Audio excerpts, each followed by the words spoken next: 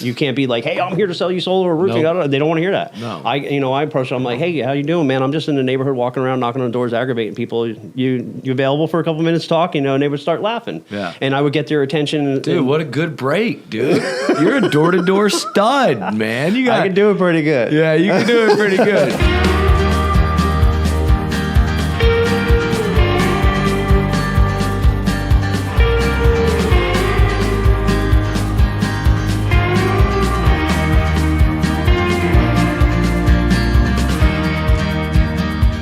What's up, YouTube? I've got an incredible special guest here. If the conversation for this episode is as good as what's been going on in this boardroom, you're in for an awesome episode. You're going to learn a lot. You're going to learn how to create a retail roofing division just from doing simple leak repairs. I'm always going door to door selling insurance roof replacements, but a lot of local businesses. And here in Florida, there's a lot of rain.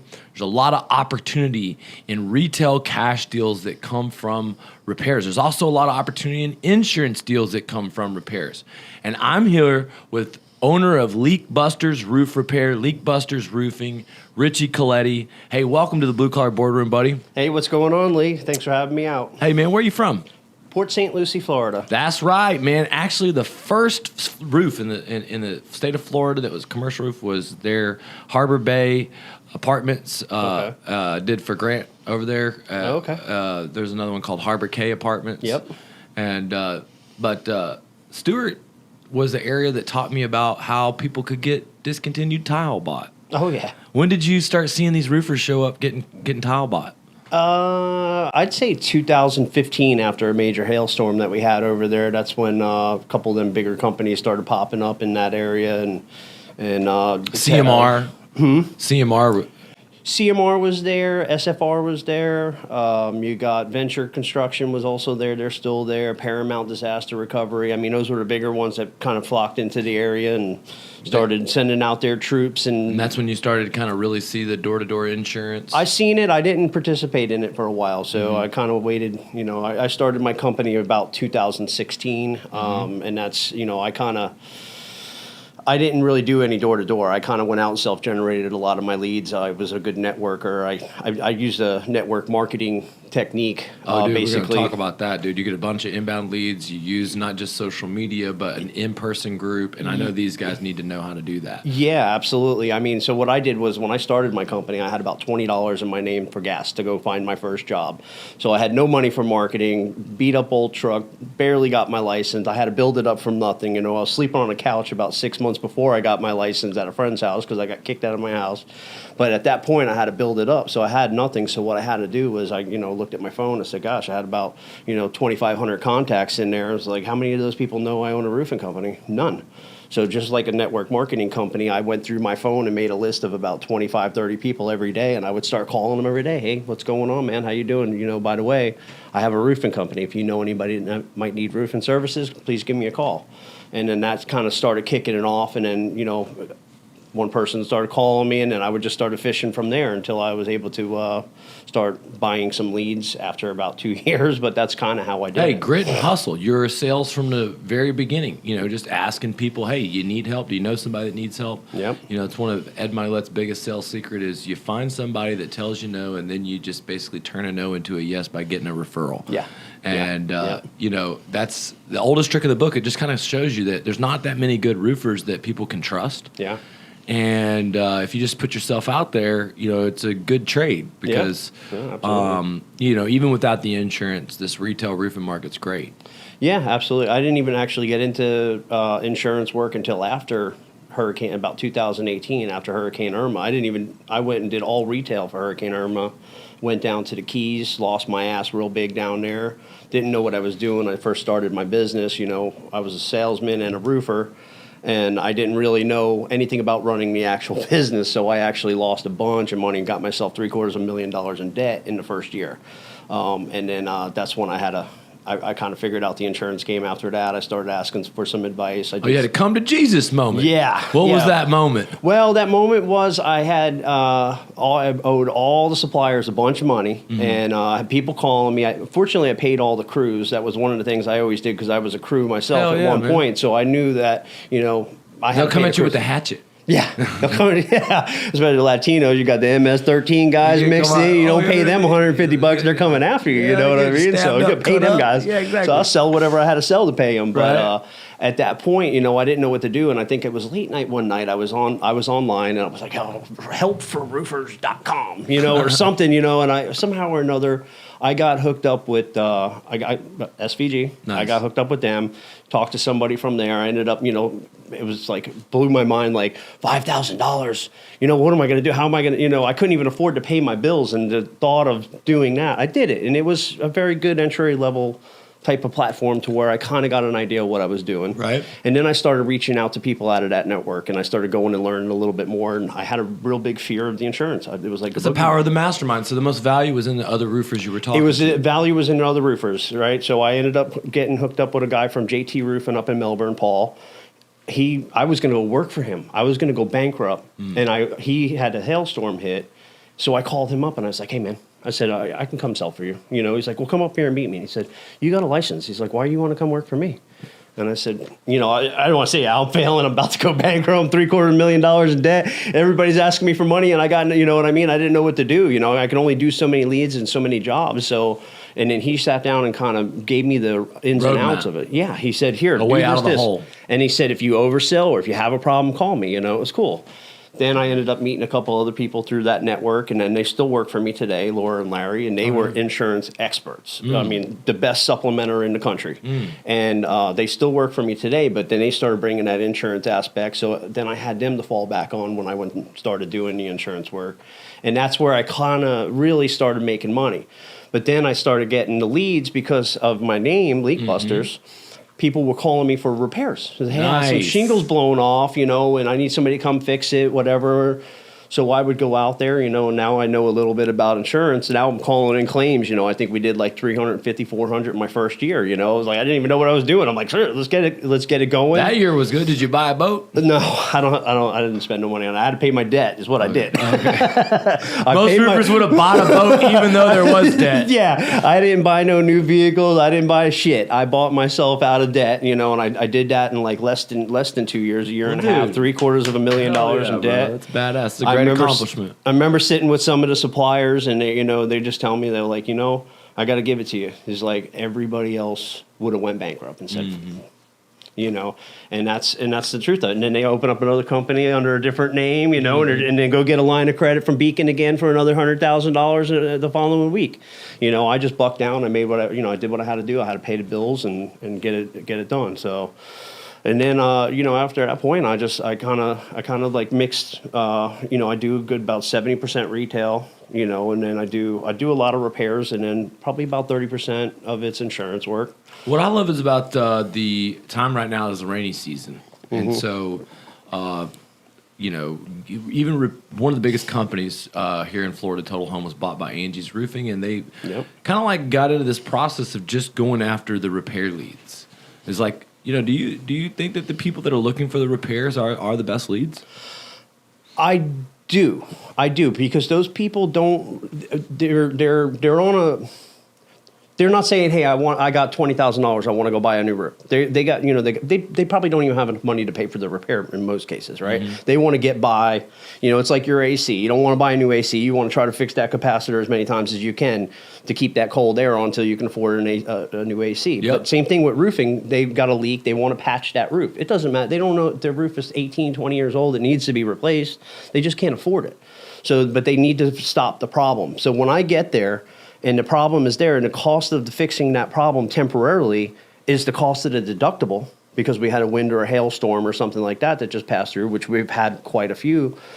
I'm able to convert that person into a roof. Say, hey, for the price it's going to cost me to fix this, we can go through your insurance company and get this whole entire roof bought. Does that sound good? You know, and most of the times they're like, yeah, you know, and then sometimes they're like, well, we don't have $2,500, you know? And they're like, well, you got about probably 4 to 6 months to figure it out by the time we get done with your supplement and everything like that. So just start figuring out where you're going to get that $2,500, and we're going to put a new roof on. And that's kind of how I convert them into that. And don't get me wrong, there's some people that just want to repair. And we are a repair company, and we specialize in repairs, and we got, you know, maintenance, and we'll, you know, keep them people leak free until they're able to actually or want to do a roof or need a roof, you know. You know, and doing leaks, it's funny. Sometimes they don't always stay fixed, do they? No, not all the time. It can be so tell me about managing the actual leak and repair department, like what you've learned and some of the mistakes you've made and how to actually be profitable in the when you do repairs.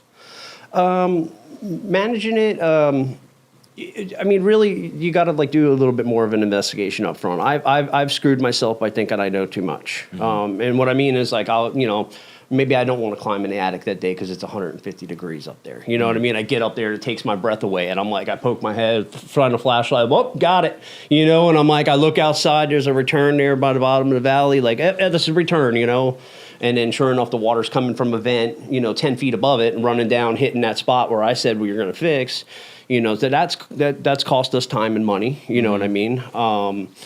I making it profitable. You got to know your cost too. What does it cost for you to start up the truck and send the two guys out there doing the repairs? You know, I know, for us, for the guys to come to the office, get in the truck and start it up, it cost me $750. You know what I mean? So I have to make sure that I account for that. You know, whether the guys are going there for a half a day, a full day, 2 days, we got to know how to price that accordingly. So that way. So like a full day would be like what? 3,500 or we don't hit them that hard. We're trying to build relationships with the repairs. There's kind of like the foot in to get. So it might be like 2,500. Yeah, like if it's a full day, it's probably about $2,000 to $2,500. Okay. You know what I mean? I just did one for my neighbor. It was 2,500. He's going to let me do the metal roof replacement retail. Yeah, but he just wants to wait until out of rainy season. But he had to have it done. It was a big area. Yeah, and I think my cost. I just didn't want to mark it up on him because he's fixing to spend a whole bunch of money with me. Yeah. You know? Yeah, you don't want to lose money, but at the same time, you don't want to bite their head. We got repair companies that bite people's heads off. You know, Yeah. I've had sales reps come to me, like, I don't do nothing less than $3,500. I'm like, well, that's leaving a nasty taste in somebody's mouth when they leave. Last person they're going to think about calling is you when they want a roof. You know, so we want to try to tile roofs especially. I mean, those things leak all the time. Mm-hmm. So, you may go fix somebody's house 3 or 4 times before they end up deciding to get a roof, You don't want to hit them all that. They're not going to go to you. So let me give you a little golden nugget from a buddy of mine, PJ, who does jiu-jitsu here. He is a guy who's responsible for getting thousands of roofs bought for CMR company, a lot of big companies. He runs an inspection third-party group, works for a lot of attorneys. He actually does a lot of the inspection work for Harvey Cohen. Anytime that you get on a tile roof, it doesn't matter how many damaged tile there are. It doesn't matter if they're discontinued. It doesn't matter 25% rule. If there is the type of underlayment that has the white, the top. The granulated. Yeah. You know what I'm talking about? The ones that. Hot mop. Yeah. They're hot mop. And even the Boral, the ones that have the white effervescent top to it. Do you know what I'm talking about? TU Max, the fuzzy stuff? Yeah, the fuzzy stuff. Yeah. And those are all basically, when you repair the roof and go into the deck, once you start removing a piece of that, the manufacturer spec require replacement of all the underlayment. So you don't even need. And PJ's proven it on a lot of them, but he also gets redeck on. I know. Wow. I know. It's a big freaking thing he was hitting me with today because we don't get redeck on them. I mean, a lot of times if it's stuck, we just go over the top of it. You know what I'm talking about? Yeah, go right over with some 30-pound felt and then over it again. Yeah. Yeah. And, essentially there's a lot of tile roofs in our market. And, the thing about it is that whenever we go through the process with insurance, it takes a little time. We may have to stop that roof from leaking during that time. And that roof might be $100,000 to $150,000 in the insurance claims process. How many tile roofs did you do up there through the claims process? Not many. I've only done probably about 15 total because it takes too long. So well, listen, here's the thing. These have made a fortune around, and them communities. I mean, obviously, we need some new storms coming around this time. Yeah. We're going to get new dates, but we also have new hail dates already. Mm-hmm. And so, I mean, working the old damage of where all the roofs got bought, but using new dates, that is the hustle. And there's a fucking fortune to be made in your market. Mm-hmm. And, I've got a small team there working, and they are mostly working shingles because they are working mostly shingle solar. Like my top guy in Port St. Lucie, or Stewart, he just basically sells solar first. And he's basically sold $1 million worth of solar and 600,000 worth of roofing. He does some claims, but really it's mostly just retail claims that he rolls into the solar. Yeah. Now, at first, what were your thoughts on solar? My thoughts on solar, I wasn't really a big fan. I like the idea of solar. Yeah, I like saving money, putting it. I just don't like owning your own power. You like that? Owning your own power. Yeah. I just don't like the idea of putting them on a roof. I like the idea of other guys putting them on roofs because that creates more revenue for me. Because that's one of my biggest things that I fix is leaks on solar. It's came a long way since I do recommend when people they want to get it. I tell them get a standing seam because they got the clips and everything like that. Tile roofs are the biggest, hardest ones that they put the solar on, and for some reason they leak. I don't know what they're doing. I don't know why they're leaking so much. Maybe it has to do with what I'm talking about with the underlayment. That's what I'm talking about. You have to do the whole thing. Yeah. Well, one of my recent customers, he's got about $18,000 in roof repairs. His roof and his solar are less than 2 years old, and he's already had like 4 leaks, 5 leaks. We had to rip the whole side, take all the solar panels off, put it all back in.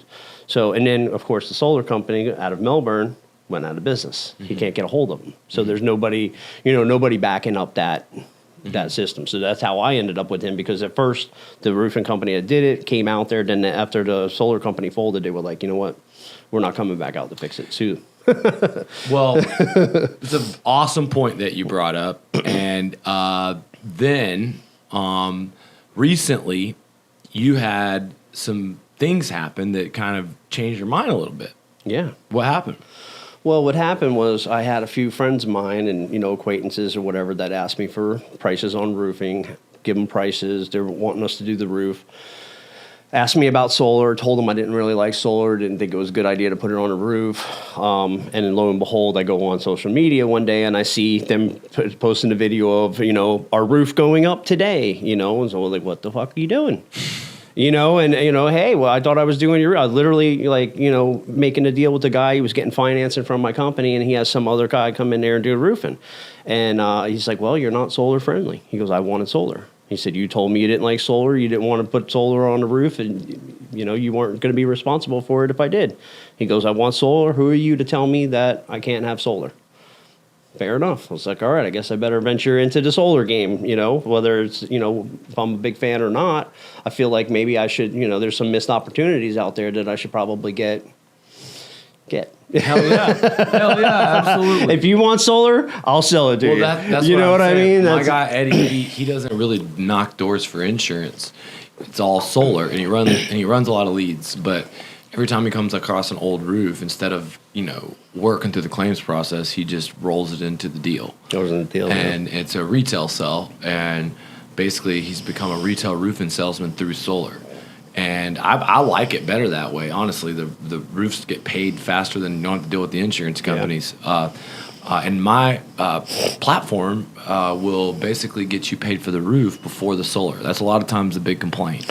Oh, yeah, you got to wait until the very end. That's not how it works. You get their interest rates are like 1.92%, something like that, too. Or they might have went up a little bit recently. The interest rates are good for the solar. Yeah. But there's some hidden fees. There's some dealer fees. The interest rates for the home improvement plan, I don't think you can beat. Yeah. It's basically 8%, and it's over 25 years. And inflation is a lot higher than 8%. And so if they're giving you money over 25 years, it's a $20,000 roof, $170K. And I can get any roof approved up to $100,000 if you have a 700 credit score or better with Good Leap Home Improvement Program. So, we like this idea that Joe Biden said he's going to cut greenhouse gases 50%. Okay, what's that done to the price of gas? Huh? Not a lot. Well, the gas prices are out of control, like the energy prices, so much so that now they got an Inflation Reduction Act. $362 billion spent to reduce inflation. What do you think about that? I think it's another waste of money, giving out more free money. It's just going to cost us more money in the long run and, keep us down longer. Hey, look, I'm going to be honest with you. Without government tax incentives, there's oftentimes solar does not make sense for the homeowner. Yeah. That's the truth. Because basically, with the 30% tax credit they're talking about, though, dude, I'm telling you, 30% is practically like giving the solar for free. You get it on the roof, you get it on the solar. They bumped up the tax credit. So what they're saying, the $360 billion is money in tax write-offs that they wouldn't get from everyone going solar. And here really is where they're going to get the money when they take 80,000 new IRS agents and sick them on us. Yeah. I mean, because they're going to come after people like me and you. Yep. That are out here hardworking small businessmen that are blue-collar entrepreneurs. You got a good tax attorney. Yeah. But, for me, one of the things Grant taught me is you got to learn how to make the money. You got to learn how to store the money. And store is the power of zero. What do you do to avoid or to not get your money into that shithole? The government. Whole life insurance. Me too. Talk to them about that. A whole life insurance policy. You can put as much money into it as you want, and then you can. It earns 4% interest tax free while it's in there. And then if you ever need the money, you can borrow the money back to buy a truck. Mm-hmm. So essentially, instead of going to Dodge and getting a loan from them and paying them the interest, you can give your business a loan at like 15% interest, and then you pay the life insurance policy, the whole life insurance policy back, and then all that money is going to you. So essentially, you become your own bank. Yeah. Your own bank. And then, obviously I did it for my kids and their futures. I want to keep the wealth in our generations. And yeah, a lot of my money goes in that. And there's different types of whole life insurance policies. You should look at some of the ones that Ed offers because they're really unique. They have floor and ceiling, and they go basically in the stock market over a 12-month period of time. So the money I put in January, over 12 months, it averages out what the stock market does, and it's got a ceiling of 15% and a floor at 0, like basically 1%, where I can't lose. Yeah. But basically, it averages the gain and loss over the stock market over that 1 year period, and then month by month, that how much money you put in there over the policy. Now, there's fees and stuff for these different policies, but you build the value of this policy, now you can pull the money out. Same thing with your house. A lot of people don't know the difference between refinancing their house and a home equity line of credit. Mm-hmm. You own your own home, right? Yeah. And so here in Florida, the value must have gone up tremendously. Yeah. But yeah. I mean, it's almost crazy, isn't it? Yeah. Grant Cardone sits around and tells people not to invest in single-family housing, and we live in Florida, and that's like fucking better than crypto, dog. Yeah, that's the only thing I disagree with Grant on. It's better. It's been better than crypto for me, bro. Yeah, my last house I bought, I mean, it was, I might have had $100,000 into it. I sold it for $400,000. Then I bought another house last year, and it's doubled in value since I bought it. Yeah. And it's a big spread. So. Yeah, I know. It's crazy. My house is doubled in value and more than doubled. But here's the deal: like even in a housing collapse, like the people are still going to come to our spots. You have a very niche spot. Why are people coming to Stewart and Port St. Lucie? Why do they love it there? I don't know, to be honest. I mean, it's. I do. I love it. I like it. It's like a little tropical paradise, I mean, recently it's truly like a fishing village. It was a true little fishing village. It's overpopulated now, and that's why I said I don't know why they want to come. Trying to steer them away because the traffic is insane. But it is beautiful. I mean, the water's blue, crystal clear. There's fishing. There's diving. I went out there, caught 6 sailfish in one day off the coast. Oh yeah, it wasn't even that far off the coast. Yeah, you go right out the inlet at Stewart and sailfish all over the place out there. It's a beautiful place to live. It's getting real expensive, though. I mean, there's people, the rents are $2,400, $2,500, $2,600 a month, and I'm thinking to myself, my mortgage on my last house was $900. Like how are people making $16, $17, $20 an hour, even $25 an hour paying this kind of money? Well, they're not. I mean, the lady who cleans my house, her rent got raised like $3,500 a month. And you basically, it's like she had to find a new place. I mean, there's a house next door to my house. When we first rented it was $3,800, and I bought my neighbor's house. So then someone else new rented it for $7,000. Well, they're re-renting it now for $10,000. And that just goes to show Yeah.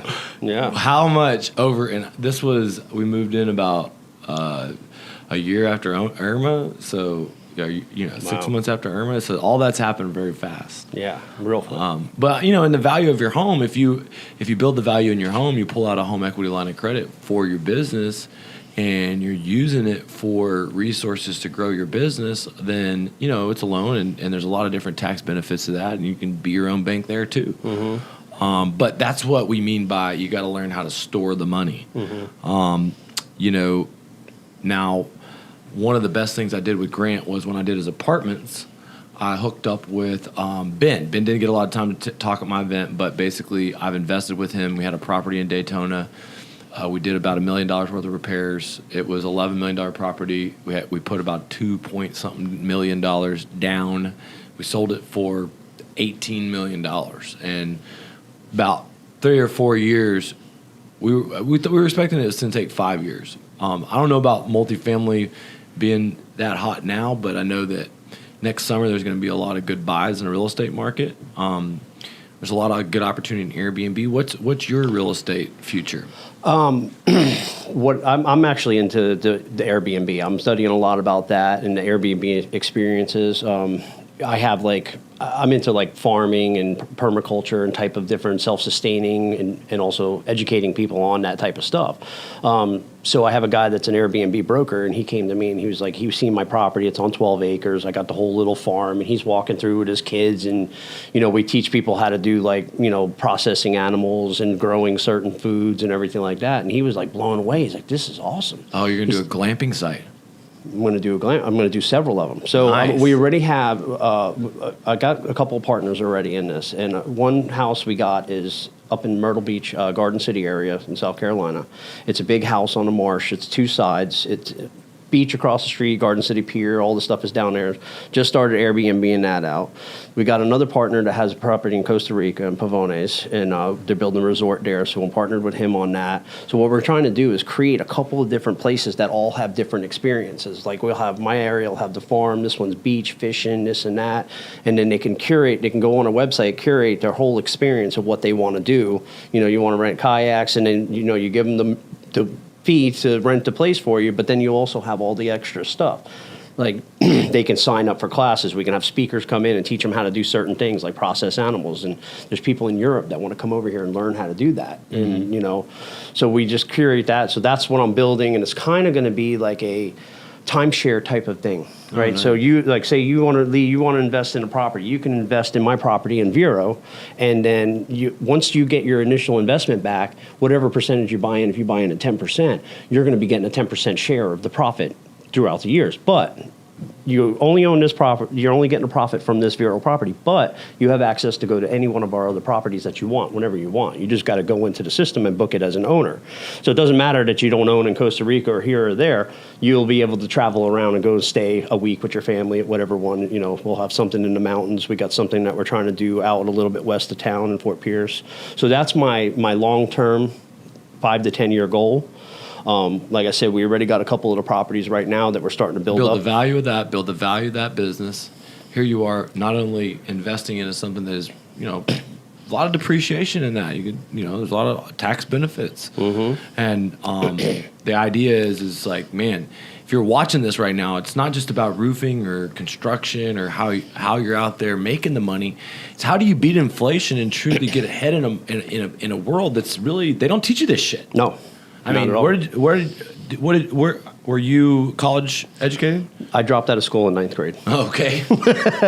I didn't approve of the education they were trying to give me when I was younger. It was a waste of time for me. They always say the people with A's and B's always work for the people with the C's and the D's. And I was definitely not the D. I was more of the F guy. But I dropped out of school, and I always had a hustle and everything. And I had a long bumpy road, and I had a master partying and going out and screwing up my life first before I can get to where I'm at now. But then what happens when I started getting some moments of clarity, I started grabbing a hold of people that were, kind of doing stuff that I wanted, getting mentors and, finding Yeah, whoever would seeking- talk to me. Anybody that was successful enough to hang out with me for 15 minutes at a time, I tried to clinch onto them and learn as much as I could from them, and that's how I kind of got. Yeah, and that brings us to the point where, you enrolled in our mastermind, and you mastermind with other roofers, you love it. What interested you about our mastermind? So Hammer invited me out to blue collar event, and I was like, all right, whatever, went out to that, and I like to go to the events. You learn a little bit, find some new stuff. But then I think it was what's the guy, Ricky Suthers? Yeah. I kind of heard his story about where he was, and it kind of felt I felt kind of like he was talking to me, like this. I was stuck at a certain point. We were doing good. Our system was great, but we could only handle a certain amount. Didn't want to interview people, hire people, train people. I didn't have the time to do it because we were doing everything we were doing, but we were just kind of hitting a ceiling. And, then when I heard that song, I'm like, how did he break from there to here?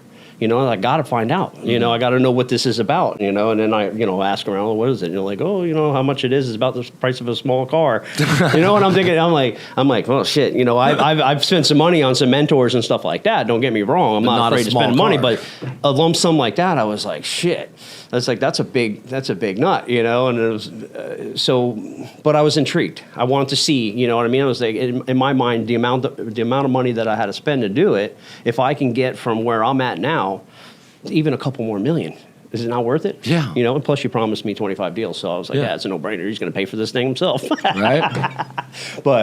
But no, so that's kind of what it was, and I just needed to be around more people that, that had a network already going, more contacts and more connections, and, I've been following you for a couple of years, so I kind of knew what you were already doing, and I seen that it's working, and then seeing like Ricky Suthers and stuff like that, and seeing, what they're doing is working. So I was like, I know how it works with mentors and coaches.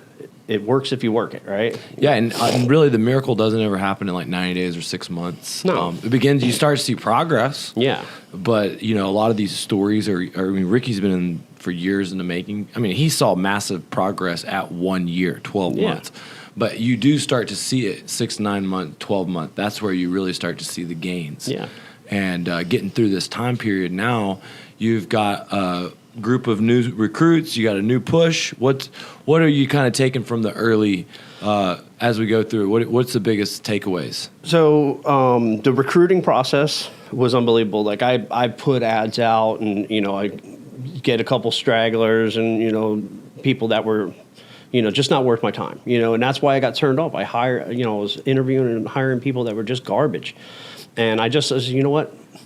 I'm just going to do it myself. I'm the best salesman I know. You know what I mean? So I let everybody else run the company, and I took over sales, and I went and sold sales. We did almost $4.5 million, $5 million before I even started your program. That was great. That's just retail. You're a hell of a salesman. So, but where's my freedom? Yeah. You know what I mean? That's the problem. That's the problem. You want to be processing if food. I didn't sell jobs. You want to be out there making glamping sites. Yes, I want to go work on my farm. You know what I mean? And that was my main goal. I want to, and I was doing that in the morning. Every morning I go out there from 6 to 8 o'clock. That's awesome, bro. Nobody even bothers me until like 9 o'clock. Really? They know, like, if, as far, I got it scheduled out in my calendar, farm time, Nice. and nobody messes with me in that time. But I just needed, I wanted to build that. I see the long-term goal, the 10-year goals of having that fully run. All I have to do is travel around and check on our properties and hang out. So you're always going to be putting out fires. Always going to be putting out fires. You're always going to be hand-holding, babysitting. People are always going to be letting you down. Yeah. And you'll always have to give them direction. Yeah. And then you'll always have to sometimes step in there and remove the problem, which is never fun. So whenever I say it runs without me, not really. It doesn't happen that way. Not really. But I have the quality of life. My phone doesn't blow up. People don't realize, I do have, after 20 years, it is pretty cool. Now, here's the thing.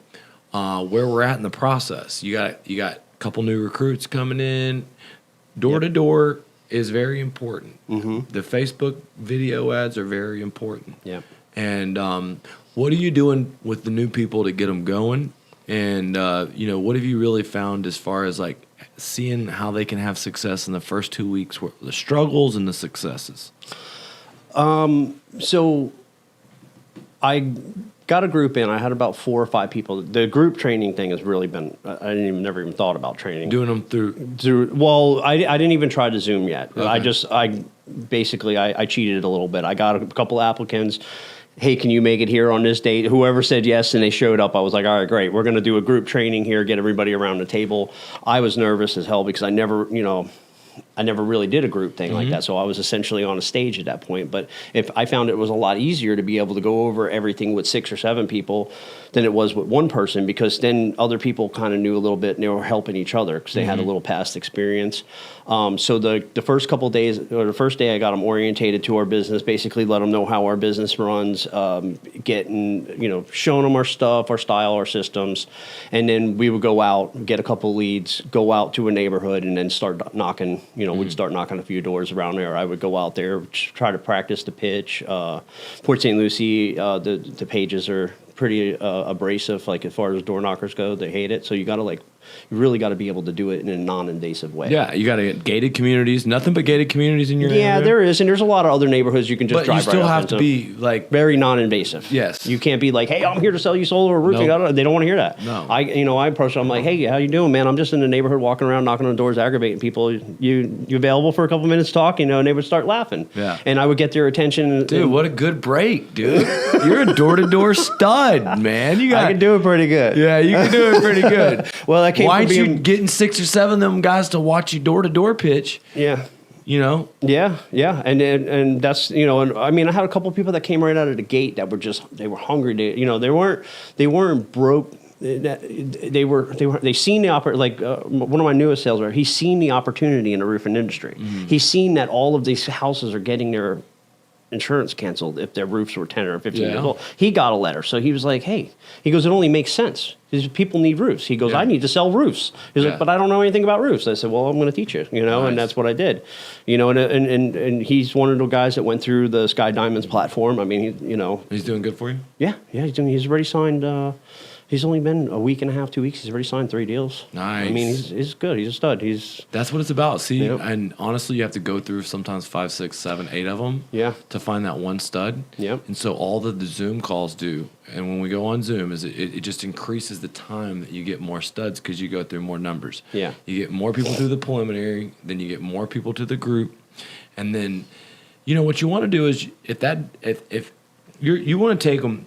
You want to have office manager and production manager. At this point, your role where you're at is duplicate yourself as the sales manager. Sales manager. Yes. You are the sales manager. Yep. Okay, you can't give away that task. Not yet. But you can make a lot of money going from 5 to 10 million. Yeah. Okay, you can. And really, you can make a lot of money whenever you have the infrastructure of a $5 million company and you do like 8. You make a shitload of money. To be honest with you, that's where Ricky made the most money. He made the most money when I helped him go from $2 million to $7 million as far as dollar amount percentage on revenue. So that's good news. And basically, since you're the hustler and the stud, I didn't realize you were such a fucking salesman. You're going to be super successful. Yeah. There's just some key elements. What are you doing right now? This Florida, talk about this new law you were just talking about. It's such a big deal. The insurance? Yeah, this is kind of crazy. It's sweeping across Florida, and it's an opportunity. It's like a gold rush out of itself. It is a gold rush out of itself. And they say Florida is like the indicator for what other people will do. Yeah. The other insurance companies follow Florida. Yeah. So if you're in another state, don't think that this isn't coming right down. No, it's coming, yeah. Well, what's happened is because we got so many catastrophic storms in the last few years, the insurance companies were getting beat down by litigation. So a lot of them are pulling out of town. So what the remaining companies are doing is limiting their liability with people. So if your roof is over 10, they're down to 10. I'm hearing 10 a lot more, but it was 15 for like the first 6 months of the year. And now they're saying, I'm hearing people say, hey, your roof's over 10 years old. Your shingle roof's over 10 years old. You have to replace it. It's crazy. I go out to see roofs and I'm like, man, these things are, they're still good. But the insurance companies don't want that liability. So they're saying, hey, either change your roof or we're dropping you. And there's not a whole lot of options of insurance anymore in Florida. All the bigger companies are pulling out. So people are frantic, and in some cases, they're giving them 30 days. It's like, you get your roof done in 30 days, or we're dropping you. We're dropping you, right? You can't even get a roof and permit in 30 days, hardly. Yeah. Dude. And I mean, really, can you get the NOC everything turned into the city? Everything. I can do it. Yeah, you can do it. I can do it. It's a stress on my team. You know, we can push in certain areas. We have pretty good control over the building department. I don't want to say that. You can work the system. We can work the system pretty well with some of the building departments. We have, we know people that will help us. We can do it. It's a stress, but most of the times what I've been real good at is communicating with the insurance company. Hey, we're in contract with these people. As you know, materials and, COVID hit and the building department's short staff and they just can't pull it together. But these people are on the agenda. We're going to get them done by this date. And, I usually extend that date out about 2 months. We normally can get them done within 30 to 60 days. But how many times are these people? This is happening like crazy. I mean, our Google numbers are through the roof. We never had calls for cash roofs like this before. Yeah, no, it's we're getting a lot. I mean, most of our calls are cash. Like 70-80% of them are people. I need to buy a roof and I need to buy it now. Do you offer financing or is there any help? We do offer some crappy financings. Before I leave here today, I need your good. Yeah, but yeah, so.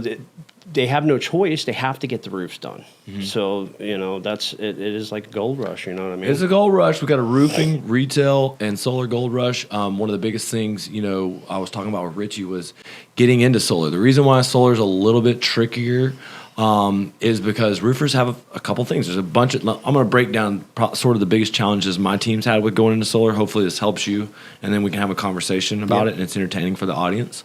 Because hopefully this is like sort of coaching / podcast too. Yeah.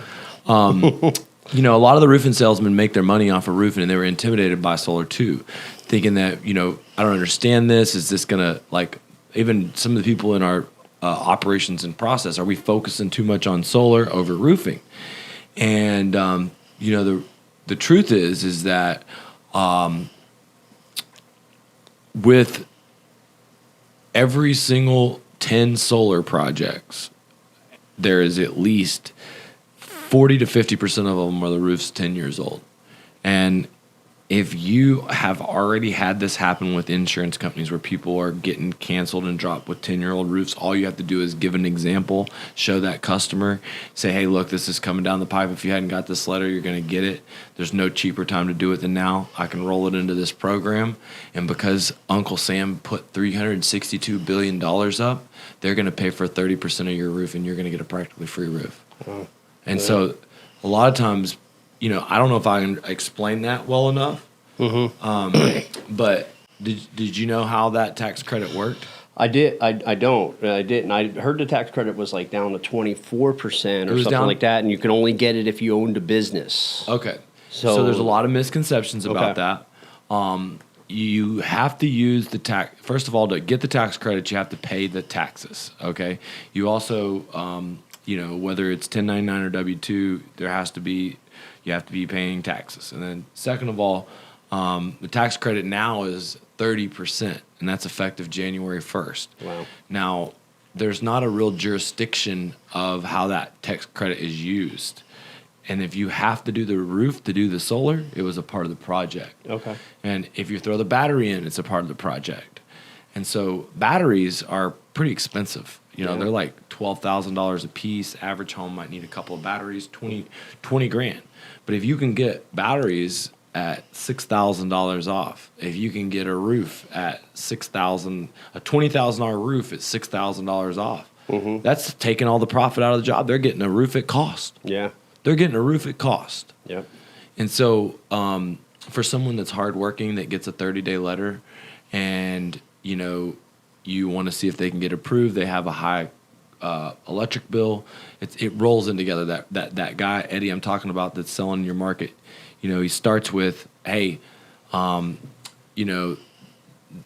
had a ton of customers in the area complain to us. We did a bunch of roofs, but inside of those homes, their power bill's been out of this world here recently, and a lot of it has to do with home efficiency, and they offer just a quick checkup.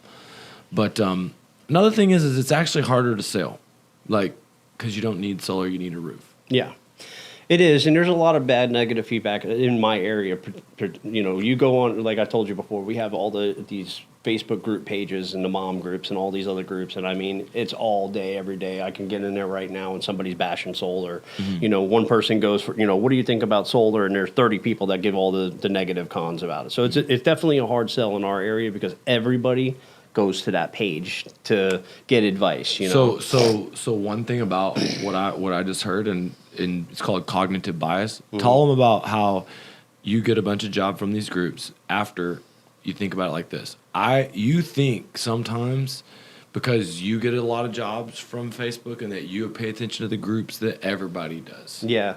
Sure. And I do the same thing, okay? Yeah. I'm very biased about I think I love door-to-door sales, so I'm biased. I'll make videos of me videotaping door-to-door sales. Not everyone thinks that's so entertaining. It's like, Lee, come on, bro. You're going up to strangers, getting thrown off porches. Is it really all that much fun? Yes, it's Sometimes a lot of it fun. is. It's a lot of fun. But the average layman is going to be like, what the fuck is this joker doing? You know what I mean? Yeah. It's biased. You know what I mean? So the people that are bitching on Facebook are the same people that comment on my Google 1-star review. These guys knocked on my door, no soliciting. Some people are bitchers like that. But, I mean, really, a lot of people don't understand it. They like to point out how my most viral video from this podcast was Daniel, my director of solar, doing a solar pitch. And the reason why it went viral is because everybody said it was a scam.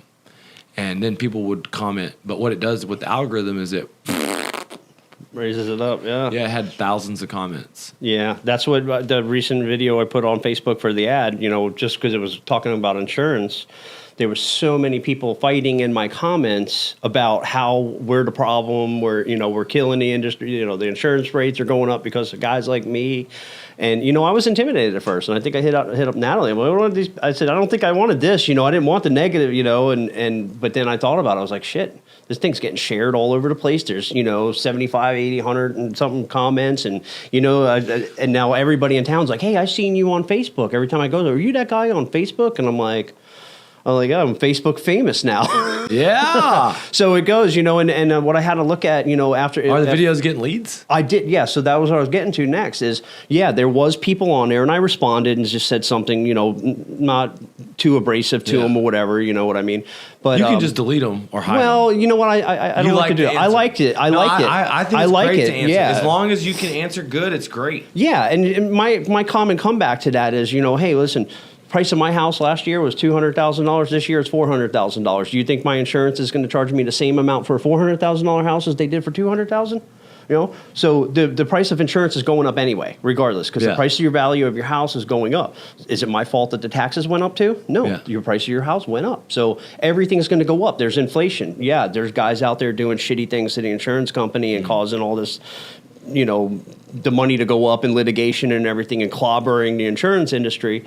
But that's not me. I'm a small scale guy. I'm out here just trying to help people who need to help. You know, I look at, you know, we only call damage where damage exists. Yeah, we call damage. I train my people not, you know, there's companies that go around and they'll file a claim on the roof that every they don't time go you on. turn on the news, the news gives money from insurance companies. And, the fake media, yeah. And so what do you hear on the news here? Every time you hear about roofing. Yeah, we're scumbags and we're out there taking the insurance company's money.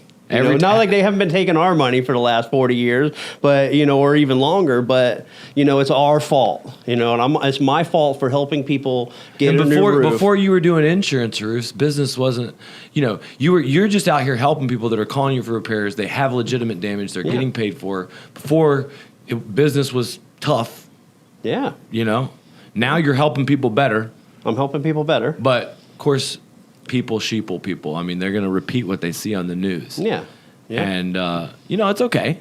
I let it get to me at first. And then after a while, I was like, you know what? We're getting leads. For all the people that are bitching, there's 5 more people that are saying, hey, I need your help. Can you help me? The insurance company is going to... Oh, that's the one thing I wanted to tell you, too, is the letters that we're getting, the 30-day. This is a good one that I've turned this around a bunch of times. I won't say a million because that's exaggerating, but it's been a lot. People call me. I got a letter from my insurance, said they're going to cancel me. There was damage on my roof, and they're going to cancel me. I go out there, and sure enough, there's wind-blown shingles.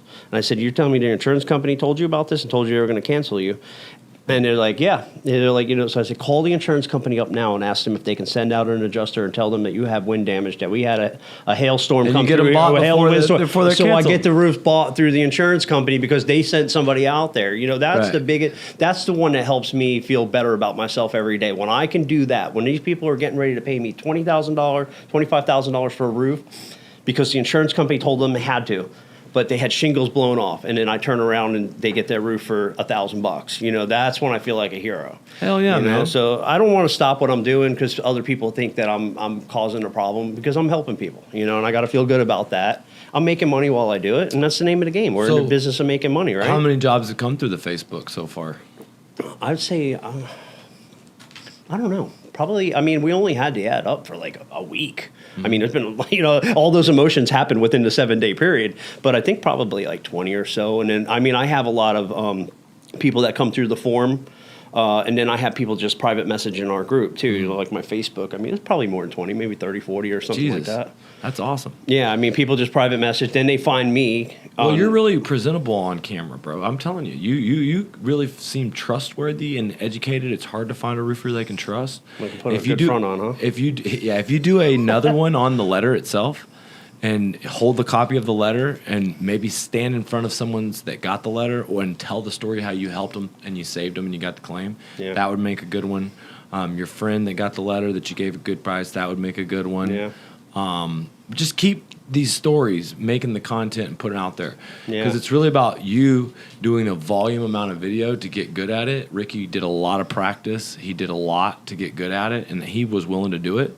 Mm-hmm. And so if you just keep the content, don't overthink it, and just keep it coming. Yeah. That would be like the way that you. And thing is it's that in combination with the door-to-door team. Mm-hmm. So you who's your door-to-door leader? I haven't picked one yet. And so it's hard for you to be the door-to-door leader whenever you're running leads. Yeah. Well, yeah. I mean, I've gone out with him a couple of times, but you know Paul Reed, right? What's that? You know Paul Reed? Paul Reed? He's on the internet a lot. He's kind of an influencer. He's a partner in a company out of Colorado. He's one of my early clients, but he moved to be more of a commercial company now, but he used to do residential, and I'll tell you a little bit about what he'd do. Mm-hmm. He was like you. He was a hustler, and he could lead the team. He was a good, what I call, field general. But he doesn't do residential all the time, and he doesn't actually do any anymore. But what he would do is he would like handpick all the sort of best leads, and he would make sure that the leads got ran and were legitimate and they weren't bullshit. And he'd sort of, as the sales manager, his door-to-door team would come in behind him while he was signing leads up. And then the sales guys in the group chat, they'd use a WhatsApp, and they would post when they had a deal, and whoever showed up to the neighborhood say, "I'm here." The canvassing team would set the appointment, and the closer would come in. One of the things that Ricky's done, Southers, this year, 3rd years into, is actually created a door-to-door department. And they're actually going door-to-door, and they just go door-to-door and offer home efficiency inspections with no insurance pitch. You have insurance pitch, you have solar pitch, so you got all these different awesome ways, but it's making all the new sales reps come on as people that generate their own leads. Yeah. Just the way you started with the business. Yeah. You called the list of people. That's how you got started. So molding people in your... Now, it's hard because you got jobs to sell, you got business to run, but you got to show them that they can go into these neighborhoods and that they can go door to door and not just knock a regular door, but knock a door that's a brand new roof and see if they can't get their power bill. Because what happens is if they can knock every door, they can sell insurance to the old roofs, find out if they've already got a letter, sell solar to the new roofs. They don't have to cherry pick. Yeah. The biggest fucking problem is some of the roofs have been done. Yeah. Some of the margin is bad. Some of the damage is marginal. So people think, I can't get that bought. Yeah. Oh, I don't like this neighborhood. They fucking drive around in their fucking trucks, knock a few doors, go to the next neighborhood, knock a few doors. At the end of the day, they might have knocked 15, 20 doors. Yeah, they're going to do Drove around in the neighborhoods for hours. Yeah. Versus getting out of the truck and being able to knock every door. This one for roofing, this one for solar, this one for roofing, this one for solar. Have it different. Yeah, I see what you're saying. So if they have a new roof, you just switch over to You can have a solar team, you can have a roofing team, but the roofing, everyone should know, the solar pitch because it's easy to get power bills. And what you're wanting to do is you're wanting in the first 2 weeks of your new recruit to get them 5 deals, whether it's 5 contingencies or a cash roof or a power bill that's a potential closer deal with a set appointment.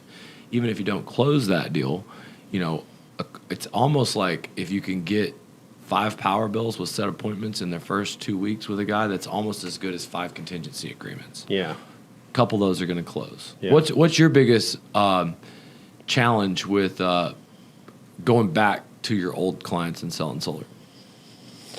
I don't really. I mean, the only challenge I really had is like I said, I didn't really have time. You know what I mean? Like it's funny. I consider myself. I came up with the term the one night stand salesman. Nice. You know what I mean? Well, because I would doing all the leads. So if I had 15, 20 leads a day, I hit you, boom, you know, and then I'm out. You know, I don't follow up. You know what I mean? I don't have time to follow up. I have 10 or 15 more leads to go out and do the next day. So, you know, going back to my old clients, I don't have time to do that. You know what I mean? Now that I got other people out there doing some of my stuff for me, you know, I've found more time. Since I signed up with you guys, I just said, you know what, I'm taking back. I said, I'm not going to be able to run on the front line like I'm doing and then be able to capitalize off of this. You got program. old leads you can follow up on. Yeah. There's a ton of money in. You can basically reset those deals. You also can sell old leads solar because you already made one pass at them for roofing, but even though you didn't sell them roofing, you could probably sell them solar. Yeah. And the best thing you can do, to be honest with you, is to just turn over all the old leads and let me sell them and let you basically get half the commission. And you're going to see it through. Every deal that we get, I'm going to invite you to the close. You're going to watch it, and you're going to believe it when you see it. And then you're going to start texting and reaching out to all the old ones yourself. Yeah. And that's really what we need to do. Because the biggest area for added profit without any extra money is going to be reaching out to your old clients. Yeah. Especially people that you've done roofs for in the last year. Yeah. Because they can benefit from this. Hey, what's up? This is Richie. Hey, I already did your roof. Everything's good. Don't worry. That's not why I'm calling. Hey, this $362 billion that they just approved, there's some money on your roof. They're actually giving you money on your roof. I wanted to reach out to you and talk to you about it. Huh? What? What are you talking about? Well, look, I was always against putting solar on a roof, but when I put solar on my own roofs, they don't leak, and I guarantee it. So reality is power bills are going up. They're going to continue to go up.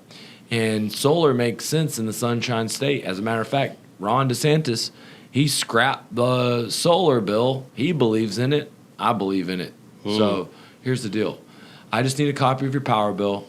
You may qualify for tax credits on your roof. Now, that's just not talking about the money you're going to save on solar. Yeah. Hell, your roof was already $20,000. You might get $6,000 off of your solar just because you did a new roof. No, really, yeah. So here's what I want to do. I need a copy of your power bill. Do you know how much you paid last month in power? Do you know how much it cost? Look, here's the deal.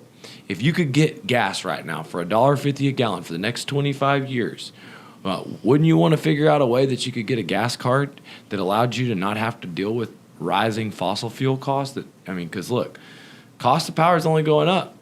Sucks to look down there and see that rise power bill, doesn't it? So look, let me show you why it's actually better to own your own power. All the extra power you create, you sell it back to the grid. You actually roll your electric payment back to zero. And it all starts with zero money down. And if I can't save you $100,000 in 50 months, if I can't save you $100,000 over the next 20 years, we won't do it. If I can't figure out how to, That's a good formula. If I can't figure out how to save you a payment, if I can't figure out how this is not going to save you money long term, we won't do it. But I mean, all politics aside, all climate issues aside, it's in the news, and $362 billion is a lot. Everybody wants money. Yeah, and you know, there's a lot of people that believe in that, the Green Deal and all that too, because obviously we wouldn't have the leadership. Those in the are called easy deals. Those are called fucking easy closes. That's like when I go sell a roof and there's two gay guys. It's the easiest sell in the world. They're like, "Oh, You're such a nice kid, nice guy. I'm like, oh, wow. Sign right there. Let me get the fuck out of here. Or if they got a Prius in the driveway or something, they're going to buy some solar. Exactly, man. So, talk to me a little bit about, a young guy, older guy, someone that's going to come get mentorship from you, like learning this business from you, learning kind of how you become a blue collar entrepreneur, and you kind of have, you have your quality of life, even though you're busy, you still find time for your farm. You built kids, yep. $4 and $5 million business, even before you even get to this group. This group hopefully helps you hit 8 figures and get, 7 figures more a year in real estate, and execute your plans in this big travel plan. I love that. I think it's awesome. What do you think Leak Busters Roofing offers to the young entrepreneur in mentorship and guidance through that path? Well, we could teach. I do have some younger businesses that I do mentor. Nice. Like already been doing that because I've failed so much in my first year or two. Like I've made not all of them, but I made a lot of mistakes. So I've already had experience on how to get past that. So I'm able to guide them a little bit how to avoid some of those mistakes that I made. Not everybody always listens, but there are a couple that have listened to everything I said, and I'm watching these kids explode in their business right now just by the stuff that I'm telling them. Things, hey, I did this and it didn't work. I tried doing this, it worked. Now they're doing that. But it's, I could also have, like, I do want to, it's funny you say that. I want to mentor younger kids in our area, teach them sales. You know what I mean? There's things that they don't teach in school. Like, I want to be able to teach kids how to, like, go from having nothing. I started with nothing. I had to borrow $20 for my first tank of gas to go find my first job, and then built up the company from there. So I want to be able to teach these kids how to do that kind of stuff and some of the different techniques I used and how to get your name out without having any money. I was, my first couple of years, I was broke as shit, but, I went out and I still was able to learn how to network with a lot of different business owners and other people that, had money and everything and learn what I needed to do, how to get good mentors and not have to pay for them. You know what I mean? There's certain things that I've done in my time that I'm really good at.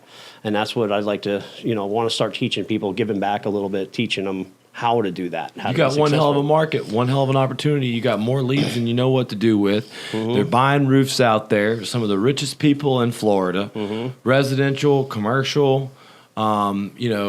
Basically this storm season. You know what they're saying? Saying 76% chance that the east coast of Florida gets a Cat 3 storm. Yeah. And do you remember? There's been a couple times where, was it Dorian? What were you doing during? Remember that storm that almost hit, that just came right up to the edge? That was a couple of years ago, right? Yeah. Yeah. It was like almost. Oh, we were having a hurricane party waiting for it. We got all our trucks and everything ready to go. And we were like, yeah, let's.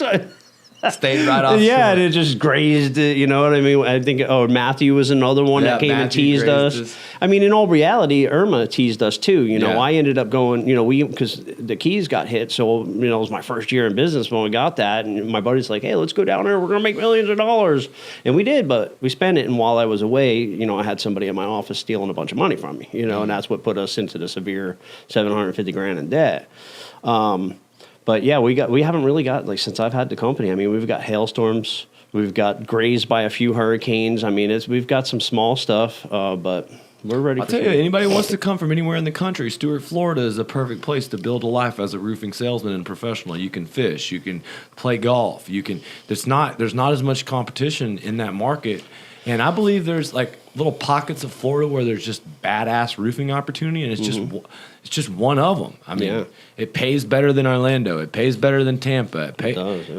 It's got tile. It's got metal. I mean, shit. It's a great market. Metal's exploding over there. We're teamed up with Extreme Metal Fabricators out of Stewart, and I mean, we've been cranking metal. That's one of our biggest things. Well, talk to me a little bit about my buddy Ben, who's blown up a awesome little gutter business. He was a guy that I went to high school with, was my first roofing sales recruit. He came into the business, worked for a couple I don't know, 2-3 years. I don't know how long it really lasted, but the reality is we've been friends for, I don't know, almost 20 years, and he's in your market. He is. He's in my network group too, as well. So that's how I know him. So we're in a group together. We all kind of business owners refer other businesses, and he's blowing up. We got to find him some more help. Just like any other gutter guys. Well, he told me that he wants to come down here and spend some time and get some coaching and get some help. And so, Ben, we got to get you down here. But when it comes down to it, he's doing gutters. Gutters is a huge business here. He's blowing up at the seams. Yeah. We need more gutter. I mean, we need more gutter labor to keep up with the demand. I mean, everybody needs gutters, and I know like I got 3 gutter companies because they get so busy because they're so small because there's only so many guys doing the gutter work itself. Right. So it's hard, so you have to like shift your gutter work around to a couple different companies, and they're all owner operated, because somebody has to do the quality control. So I'd like to see them find some it's help. always hard to let go. Mark Ramey, a buddy of mine, he's got like multiple gutter trucks, and you have to find the crew leaders for each one, and you have to find the people and train them, and you do have to kind of let go, let people make mistakes. Sometimes people get over on you a little bit, and it's just one of those things. But the network, talk to me about your little group and how you got into that and how you maximize that. All right, so I've been in the group for about 4 years now, I guess it was. And what it is, it started out a couple of us in just like a little restaurant, a Chili's or something like that. And then now we rent out a meeting room at a golf course, Saints Golf Course. We have about 170 to 100 people that come in there. And then we're basically an online group. We meet once a month. And then what happens is you get... So people are asking, everybody's on Facebook. We add everybody to all of the local pages, the garage sale pages, the mom group pages, every different page there is, the Port St. Lucie help page. Add all these people to that group, and somebody says, hey, I need a roofer. Well, then you'll see leak busters. You know what I mean? And people write a referral. But then what happens is you get your customers, your clients, from there. So when they see that, they're hiring us because when we go to the house, they're like, oh, you got recommended like 30 times on this group, well, then they become a referral partner too. So after you get done with them and you do a good job. My God. So now we got all the moms and everybody else. Who put this group together? A guy named Buddy Carter. He's in insurance, and then Lauren Nelson. The two of them been running it. I was there from like probably the second meeting on. I was a board member for a while, but I have to run my business. That was like running a business in itself, the politics and every night. But at least you keep up the politics to get them leads. Yeah. So is it one roofer per group? It's a one-of group. Nice. So I'm the only roofer there, and I do things like I do get a lot of referrals from that, a lot. So I'll sponsor the meetings and pay for all the food or pay for drinks or whatever. Anytime they have any kind of parties or anything, I throw a bunch of money in there and try to keep everybody happy and make sure that when they go to the bar to get a drink, it's like, hey, put this on Leak Busters tab, right? Nice. So what they know, so one thing, everybody knows my name when I leave a room. You know what I mean? Because I'll do that. Say, go to the bar, tell them you're with Leak Busters, and you get a drink. So now everybody has to say my name at least 3 times at night, hopefully. I'm here with Leak Busters. Give me a drink. But that's been a pretty good explosive group, and it's just... Hell yeah, bro. If I was a salesman and you had leads coming in from Facebook, leads coming in from Google on, I need to do my roof now, you're Leak Busters. Mm-hmm. You got leads coming in from this group, organic referrals with 30 people referring you. You got area to go door to door where you can get any roof bought by insurance. You got a fucking gold mine. Shit, I would love to go work for you, man. Shit. How can these guys get in touch to hook up with you? Maybe if they want to connect with you in your market. If they want to connect with me in my market, if you're coming for an opportunity, you want to come right to me because you won't get through my gatekeeper. So you would want to call me at 561-801-3950. My office number is 772-332-8450.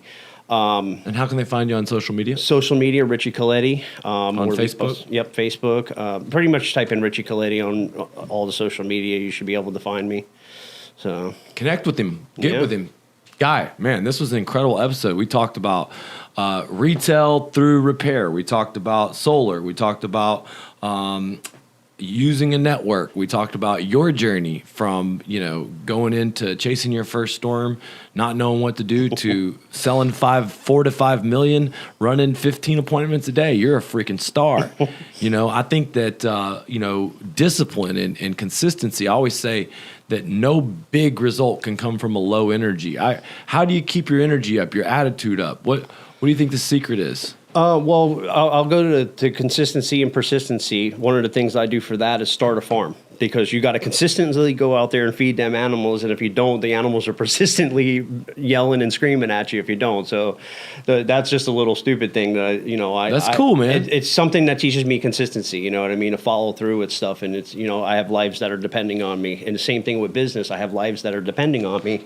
We got probably 60 something employees. I lost count, but those people depend on me to make sure that this business thrives. So I don't have the opportunity to be lazy. I have to stay consistent and make sure that I make the wheels spin. These people all want their paycheck. Now they're doing their part to make sure that it keeps going, but it's ultimately up to me. So that gives me my driving force is the people. Isn't that the blue collar American dream? It's not all about the work. It's not all about the money, but it's about the hard work you don't even get paid for on the farm. That's you right. just enjoy the shit out of it. Yeah, absolutely. Well, you get paid when you eat the animals. So that's right. Let me tell you, my grandpa, he had 2 things in his closet. He had suit when he went to the office because he's a lawyer, and he had overalls because he went to the farm. Yeah. And I grew up. He had a farm probably 20 minutes away from my house, hanging out with him for the fun time, and he had crops and animals and all of this shit, and it's just always an escape to go out there and just hang. Absolutely. And what a cool, awesome ability for you to have a business and still have that, man. Yeah. That's the American dream, brother. Absolutely. And so if anybody's looking to connect with Richie and get some mentorship on how you can get there, you're definitely going to get there faster with him guiding you. And man, thank you for coming here. Thanks you for doing this. Yeah, we're fixing to do a little tour of my office. I'm going to take him through our RCA and introduce him to a couple of key different people, and hopefully he can kind of visualize his operations at full capacity running while he's working full time on the farm. Yeah. All right. Absolutely. All right, guys. Subscribe. We'll see you next time. Thanks.